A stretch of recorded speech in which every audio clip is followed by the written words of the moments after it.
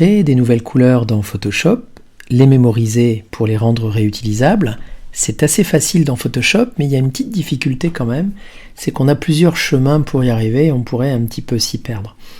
Alors d'abord, il y a le fait d'obtenir un sélecteur de couleurs quand on clique sur cette icône, ça on en a déjà parlé, et donc de pouvoir choisir ici un certain nombre de couleurs.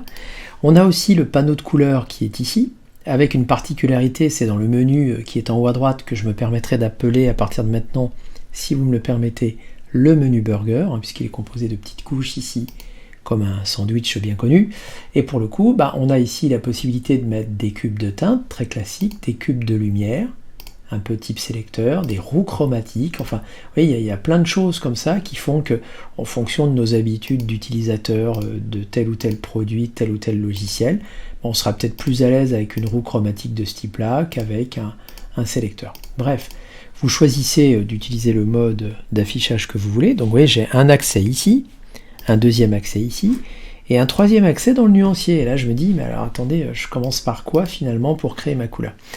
Alors là où il faut se mettre d'accord, c'est que finalement, le nuancier, c'est de toute façon la boîte, entre guillemets, dans laquelle vous allez stocker vos couleurs une fois que vous les aurez créées. Et cette boîte de couleurs, nuancier, elle fonctionne en local. Alors un petit peu plus tard, je vous parlerai de la bibliothèque CC qui permettra, au-delà de ça, de partager vos nuanciers de couleurs encore plus facilement d'une application à l'autre. Mais pour le moment, sur un plan plus basique et abordable, le nuancier, c'est votre boîte à couleurs. Et dans les nouveautés qui me paraissent intéressantes, on a maintenant un classement qui se fait par le biais de dossiers de couleurs qui sont ici. Et donc pourquoi pas s'organiser en amont et se dire que quand on va fabriquer des couleurs dans le sélecteur ou dans le panneau de couleurs, pourquoi pas envisager de créer au préalable un dossier dans lequel on ira ranger nos couleurs tout à l'heure. Alors pour créer un nouveau dossier, c'est pas très compliqué, vous avez soit la possibilité de cliquer sur ce dossier ici en bas pour créer un groupe, soit de cliquer dans le menu burger du nuancier ici pour créer un nouveau groupe de nuanciers. Alors c'est soit l'un soit l'autre, vous pouvez faire un clic ici, vous donnez un nom à votre nuancier de couleurs, test formation Photoshop fondamentaux, c'est un peu long mais au moins on sait de quoi on parle, voilà, je valide et j'ai donc un dossier qui s'est placé là. Petite parenthèse, alors vous me direz que ça vaut ce que ça vaut, mais vous voyez, je vais supprimer ce dossier là. Si je passe par ici, il m'arrive parfois de créer un groupe un petit peu n'importe où. Vous voyez, je vais valider et regardez, mon dossier va arriver là, mais il aurait pu très bien arriver là si j'avais cliqué sur une couleur. Alors ça, c'est un petit peu perturbant. Il faut juste qu'on le sache, donc je vous le dis avant, comme ça on est tranquille. Et là, mon test 2 s'est mis là, en plein milieu. Alors je pourrais croire que les couleurs qui sont ici font partie du groupe, mais pas du tout. En fait, ce groupe s'est mis là parce que j'avais probablement cliqué sans le faire exprès sur une des couleurs. Et donc à moi maintenant de réorganiser un petit peu le placement de mes dossiers en faisant toutefois attention à ceci. Regardez bien, je ne dois pas me poser sur un dossier existant au risque de mettre un sous-dossier dans un dossier, mais plutôt de me placer entre. Vous voyez, la différence elle est notable parce que là je suis sur et là je suis entre. Et donc je me positionne là où j'ai envie de positionner mon dossier, par exemple entre celui-ci et celui-là. Je peux à n'importe quel moment, en cliquant 2 fois dessus, renommer mon nuancier. Formation Photoshop.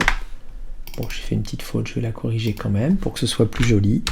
Voilà, et ce dossier-là, je pourrais à n'importe quel moment décider de le supprimer. Évidemment, s'il y a des couleurs dedans, je supprime ce qu'il y a à l'intérieur. Voilà, et donc je suis prêt à envisager la création et le rangement de mes nouvelles couleurs dans un dossier que j'ai prévu à cet effet naturellement. Alors à partir de là, le plus dur est fait, je dirais, puisqu'il me suffit d'aller soit dans le sélecteur qui est ici, soit dans la palette de couleurs. J'ai une petite préférence quand même pour le sélecteur, parce que quand je suis dans le sélecteur, j'ai directement accès à ce bouton-là, ajouter au nuancier. C'est-à-dire que la couleur que je vais choisir ici, par exemple une couleur référencée, alors pourquoi pas ce vert-là, j'en profite pour vous signaler que je pourrais coder la couleur en RGB, coder la couleur en CMJN si on me le demandait, coder la couleur en hexadécimal pour le web, et ainsi obtenir une couleur qui est issue d'une charte couleur, pourquoi pas, mais cette question-là, on y reviendra un petit peu plus tard tranquillement. Donc là, je vais opter pour un vert particulier, voilà, celui-ci est une espèce de vert pistache. Je vais ajouter au nuancier, voilà, et ici, je vais pour le moment décocher cette notion-là, puisque je n'ai pas encore abordé avec vous la notion de bibliothèque CC. Je vais l'appeler pistache, et je vais ranger ma couleur. Alors le petit défaut, c'est que cette couleur, regardez où elle s'est mise à la fin de mon nuancier juste ici. Alors ça c'est un peu le défaut, donc je dois moi-même l'emmener, la poser dans mon dossier et ainsi commencer à organiser mes dossiers en fonction de ce que je souhaite y mettre. Alors ça c'est à mon avis un petit défaut qui va sûrement évoluer avec les prochaines versions, mais ce qui aurait été sympa c'est de pouvoir directement ici au moment de l'ajout, pouvoir choisir tout simplement une liste dans laquelle je pourrais décider de ranger ma couleur dans un dossier. C'est pas encore le cas. Bon, on a compris que c'était pas bien méchant non plus, il suffit de glisser votre couleur dans le dossier. Oui, donc je vais en profiter pour en mettre d'autres, même si elles ne sont pas forcément issues d'un réglage précédent, mais peu importe. Je décide d'organiser dans mon dossier un certain nombre de couleurs. L'intérêt de tout ça, c'est quoi ? Eh bien évidemment, de pouvoir maintenant que j'ai rangé mes couleurs dans un dossier, de pouvoir utiliser par exemple le pinceau qu'on a vu ensemble, la fonction édition remplir, enfin n'importe quel type de fonctionnalité, d'aller choisir ici une couleur qui me plaît et de commencer à peindre évidemment suivant les réglages que j'aurais affectés à mon pinceau et vous voyez être capable directement d'obtenir des couleurs issues d'un nuancier que j'ai prédéfini. Voilà, donc finalement l'intérêt il est là, c'est de mémoriser vos couleurs, de les classer, de les organiser et de les rendre réutilisables. Dernière étape, si vous enregistrez le fichier ici et que vous l'appelez test couleur